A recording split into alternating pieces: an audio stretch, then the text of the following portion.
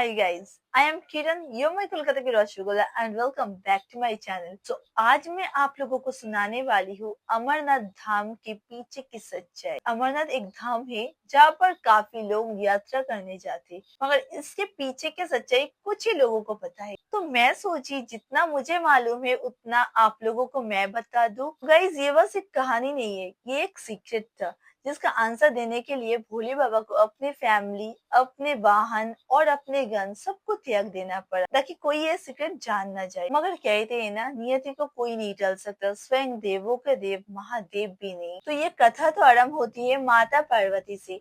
जब एक दिन माता पार्वती ने महादेव के गले में मुंड के माला देखकर पूछा, हे स्वामी, आप तो अमर है, मगर आपको पाने के लिए मुझे हर बार जन्म लेना पड़ती है, हर बार पुराने शरीर को त्यागना पड़ती है और घोर तपस्या करने के बाद ही मुझे आप मिलते हो।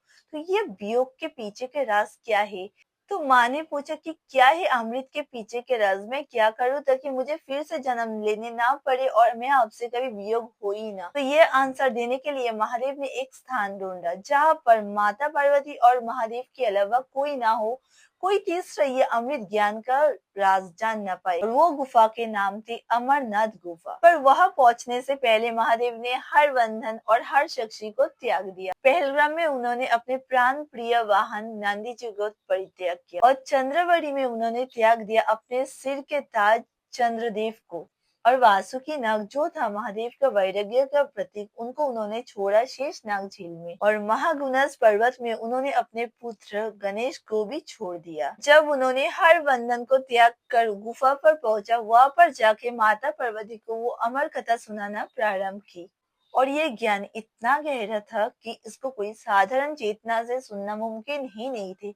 तो कथा सुनते सुनते माता पार्वती के मन बिल्कुल शांत हो चुके थे और वो योग निद्रा में लीन हो गए। ये कोई साधारण नींद नहीं थी, ये थी ध्यान समाधि। मगर महादेव को कथा के हर चरण में हूं की ध्वनि सुनाई दी।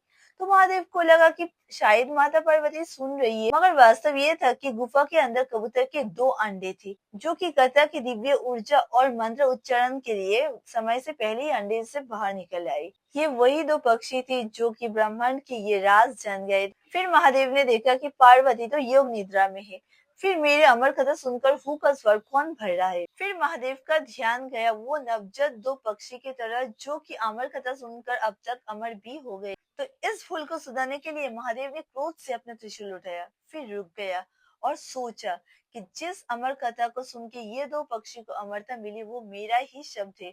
और उन्होंने सोचा कि अगर मैं इन दोनों को मार देता हूँ तो मेरा ही कथा झूठा सिद्ध हो जाएगा। महादेव का प्रलयंकारी क्रोध बिल्कुल करुणा में बदल गया और उन्होंने वो 2 पक्षी को जीवन दान भी दे दिया और उन दोनों को वरदान दिया कि वो युग युगों तक शिव और शक्ति का प्रेम और वो अमर कथा का साक्षी बनकर वही गुफा में रहेंगे। तो ये था अमरनाथ धाम के पीछे की सच्चाई। अगर मेरी वीडियो अच्छी लगी तो प्लीज मेरी वीडियो को एक लाइक कर देना, कमेंट में जरूर लिखना कि हर हर महादेव।